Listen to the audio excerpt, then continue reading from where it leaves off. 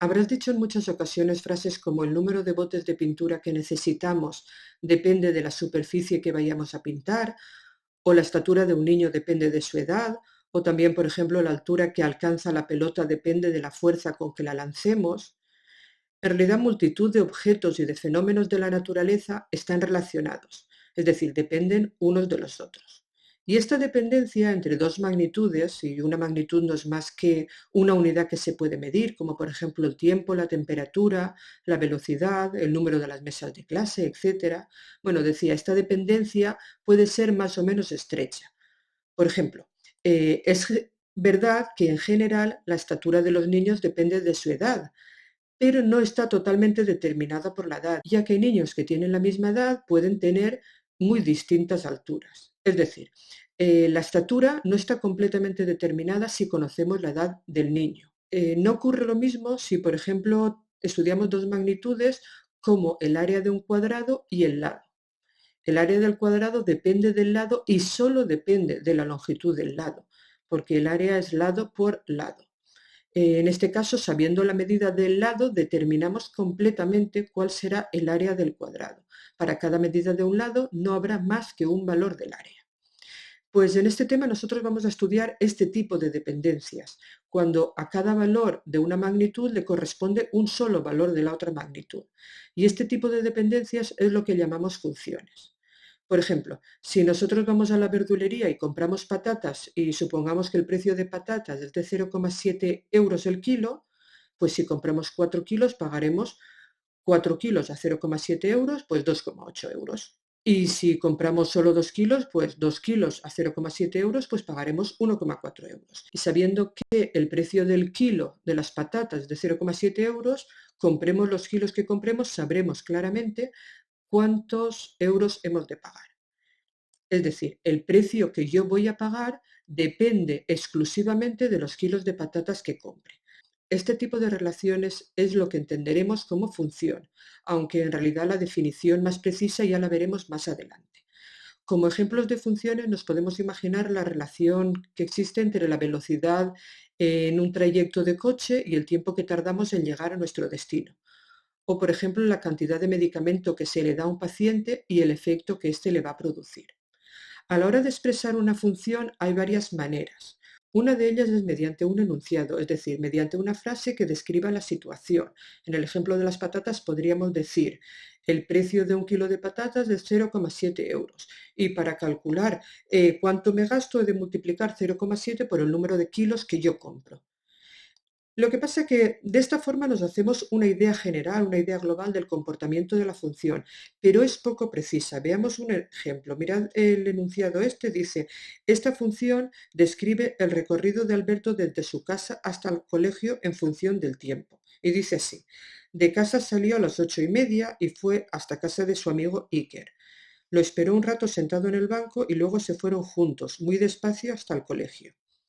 Cuando ya estaban llegando, se dio cuenta de que se había dejado la cartera en el banco y volvió corriendo. La recogió y llegó al colegio a las 9 en punto. Esta es una forma de expresar una función, pero como he dicho antes, no es demasiado precisa. Para funciones un poco complicadas, seguramente tendríamos que escribir un texto muy largo y especificar mucho todas las características. Hay más formas de expresar una función, otra forma sería mediante una tabla de valores. En una tabla de valores tenemos un poco más de precisión, ya que a medida que nosotros vamos viendo las observaciones, vamos apuntando los diferentes valores en una tabla. Veamos, por ejemplo, este ejemplo que os he puesto aquí. Dice, mientras ascendemos por una montaña, medimos la temperatura y obtenemos los siguientes datos. Fijaros que tenemos dos filas en esta tabla de valores. En una fila tenemos la altura medida en metros y en la otra tenemos la temperatura medida en grados centígrados. Y podemos ver que a 0 metros de altura tenemos una temperatura de 10 grados, a 360 metros de altura tenemos una temperatura de 8 grados, a 720 metros de altura de 6 grados, etc. Si os fijáis, podemos ver cómo la temperatura va descendiendo a medida que aumenta la altura. Estas tablas de valores también se pueden poner en vertical en lugar de horizontal. Sería una cosa como la siguiente. Podríamos hacer una tabla de la siguiente forma, donde aquí pusiésemos la altura en metros, aquí la temperatura en grados centígrados y aquí pondríamos, por ejemplo, para 0 metros tenemos 10 grados centígrados, para 360 metros tendríamos 8 grados centígrados y así sucesivamente rellenaríamos la tabla. Las tablas de valores, como ya he dicho, son un poco más precisas que los enunciados, pero todavía no lo son demasiado. Hay otras formas de expresar las funciones que nos dan mucha más información y en concreto hay una que nos da información visual, información en un solo vistazo, que es la gráfica de una función. La gráfica de una función es la forma en la que mejor se puede apreciar el comportamiento global de una función de un solo vistazo. Pero hemos de tener en cuenta que para representar los valores de una dependencia, como en la dependencia aparecen dos magnitudes que están relacionadas entre sí, debemos poder representar al mismo tiempo esos dos valores relacionados, por ejemplo, los kilos de patatas y el precio que pagamos. Para eso necesitamos representar las gráficas en el plano, como hemos visto antes, porque en el plano podíamos representar dos dimensiones.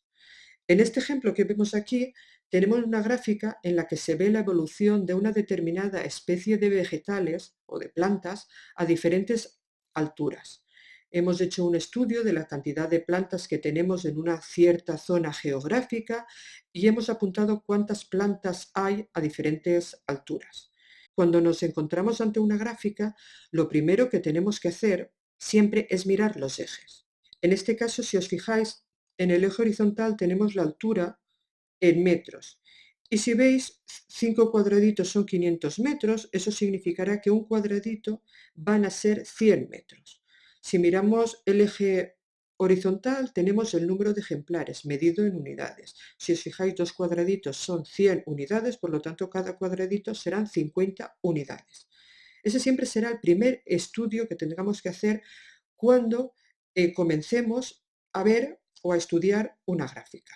Luego, si nos fijamos en la gráfica, podemos ver que esta gráfica comienza aquí. Fijaros que aquí es aproximadamente a los 400 metros de altitud, con casi 200 ejemplares. Luego, si os fijáis, van subiendo la cantidad de ejemplares hasta este punto, que es donde alcanzaríamos la cantidad máxima de ejemplares. Esto se da aproximadamente sobre los 700 metros y la cantidad de ejemplares, pues son, si esto es 250, pues un poquito más de 250, pongamos, no se ve claro, pero aproximadamente 260. Y luego ya los ejemplares van disminuyendo progresivamente hasta llegar a un momento, aquí a los 1700 metros, donde ya no hay ejemplares. Es decir, esta especie vegetal pues ya no se cría a partir de los 1700 metros de altura. Esto sería un poco lo que vemos en esta gráfica. Aquí tenéis una serie de preguntas que vamos a responder mirando la gráfica como hemos hecho hasta ahora. Voy a borrar primero esto que he dibujado aquí para que no nos líe. Y empezamos. La primera pregunta dice, ¿cuál es el número de ejemplares a 500 metros? Pues nos tendríamos que ir aquí, donde están los 500 metros, prolongar hasta llegar a la función y vemos que este es el número de ejemplares. ¿Y estos cuántos son? Pues proyectamos sobre el eje de las Y y fijaros que está por aquí, esto sería 250, pues aproximadamente 225, lo voy a poner aquí. 225 ejemplares. Tenemos una segunda pregunta en el apartado A que dice, ¿ya los 1200 metros? Pues fijaros, los 1200 metros estarían aquí. Si subimos hacia arriba, encontramos aquí la función y vamos a ver que esto corresponde exactamente a 100 ejemplares. Así que lo ponemos 100 ejemplares. Y pasamos al apartado B. Dice, ¿a qué altura hay mayor número de ejemplares? Pues si os dais cuenta, el mayor número de ejemplares se da en este momento de aquí. Y este momento de aquí tenemos una altura de, fijaros que estamos en el 700 metros. Por lo tanto, lo ponemos a los 700 metros. Apartado C dice, ¿entre qué altura se ha realizado el estudio? Pues claramente vemos que el estudio empieza aquí y acaba aquí.